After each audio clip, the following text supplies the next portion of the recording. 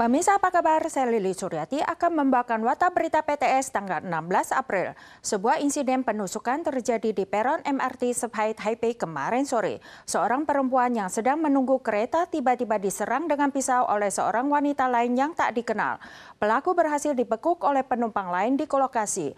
Korban segera dilarikan ke rumah sakit. Untungnya ia hanya mengalami luka ringan. Saat ini modus pelaku masih dalam penyelidikan. Polisi memborgol pelaku penusukan di tempat kejadian. Seorang perempuan yang sedang duduk menunggu kereta di bangku tiba-tiba ditusuk dengan pisau buah dari belakang oleh seorang perempuan yang tidak dikenal pada tanggal 15 sore di peron MRT Sephai. Pelaku segera dibekuk oleh penumpang lain dan kemudian ditangkap polisi.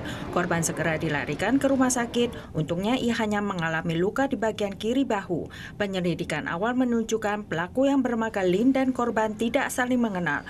Motif penyerangan dengan pisau tajam masih dalam penyelidikan.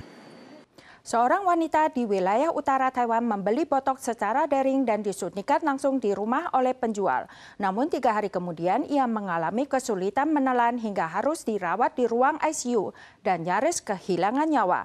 Ia bahkan harus membayar $220.000 untuk biaya suntikan detoksifikasi. Ini merupakan kasus keracunan parah pertama akibat perawatan kecantikan tahun ini. Polisi kini tengah menyelidiki sumber obat yang digunakan. Belanja suntik kecantikan sembarangan di internet, hati-hati bisa keracunan hingga meninggal. Seorang wanita berusia 40-an tahun di Taiwan Utara membeli botox secara daring dan disuntikan langsung di rumah oleh penjual. Namun 3 hari kemudian ia mulai mengalami kesulitan menelan. Dokter mendiagnosisnya mengalami keracunan toksin botulinum. Beruntung setelah menjalani perawatan, pasien berhasil lepas dari ventilator dan dipindahkan ke ruang perawatan biasa. Di Taiwan, keracunan botulinum termasuk penyakit menular wajib lapor kategori keempat. Kasus-kasus sebelumnya umumnya disebabkan konsumsi acar yang rusak. Sementara itu, botulisme iatrogenik disebabkan oleh penyuntikan botoks yang dilakukan secara tidak tepat dan dapat menimbulkan gejala neurologis seperti kelelahan dan kelemahan otot. Sejak 2019, Taiwan telah mencatat 8 kasus dugaan botulisme iatrogenik. Semuanya terkait perawatan estetika medis. Meskipun belum dilaporkan ada kasus kematian, efek samping jangka panjang tetap mungkin terjadi. 顺利好转的话，也不排除有可能有后续的一些，像是仍然会有一些呼吸道疾病，或者是全身肌肉无力，需要长期做复健的一些后遗症。 CDC menegaskan bahwa proses penyuntikan botoks pada kasus ini kemungkinan melanggar hukum dan otoritas kesehatan sedang menyelidiki penjual serta asal-usul obat tersebut. FDA menyatakan bahwa semua produk botoks yang disetujui di Taiwan adalah obat resep dokter. Pihak yang mengimpor obat palsu atau terlarang tanpa izin dapat dikenakan hukuman penjara hingga 10 tahun dan didenda hingga $100 juta berdasarkan Undang-Undang Urusan Kefarmasian. Penipuan semakin memarak. Tercatat lebih dari 3.000 kurir penipuan berhasil ditangkap dalam sebulan terakhir. Demi mencegah kurir penipuan menarik uang tunai, mulai bulan Mei, Kota Tainan akan menerapkan sistem pengenalan wajah berbasis AI.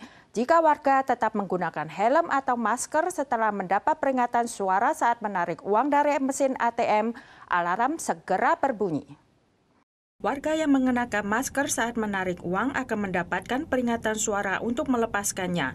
Jika tidak menaati, alarm akan segera berbunyi. Kebijakan baru ini akan segera diterapkan di Kota Tainan untuk mencegah aksi penipuan. Setiap warga yang ingin menarik uang di ATM diwajibkan melepaskan helm dan masker agar wajah terlihat dengan jelas. Menurut data Kantor Kejaksaan Tinggi Taiwan, dari tanggal 10 Februari hingga 10 Maret, telah tercatat lebih dari 3.000 kurir penipuan dalam sebulan di Taiwan.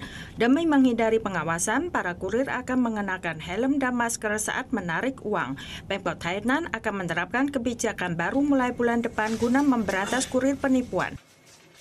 Perang tarif antara AS dan Tiongkok masih buntu. Gedung Putih pada tanggal 15 menyatakan bola di tangan Tiongkok, menekankan bahwa Tiongkok yang harus mengambil langkah untuk mencapai kesepakatan dengan AS, bukan sebaliknya.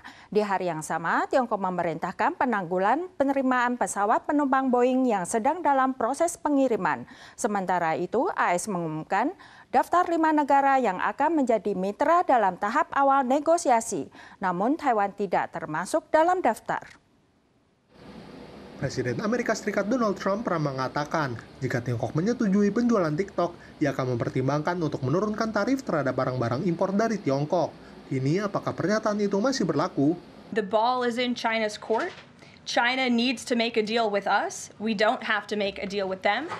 Trump baru-baru ini telah memperlakukan tarif besar-besaran, dan ada lebih dari 15 negara yang telah mengajukan proposal kepada AS. Trump secara tegas menyampaikan kepada tim perundingan dagangnya bahwa ia berharap secara pribadi menyetujui semua kesepakatan tersebut. Mengenai situasi perang tarif antara AS dan Tiongkok saat ini, Trump menyatakan bahwa ia tetap terbuka untuk bernegosiasi. 面对外部的不确定性，中国将坚持握手而非挥拳。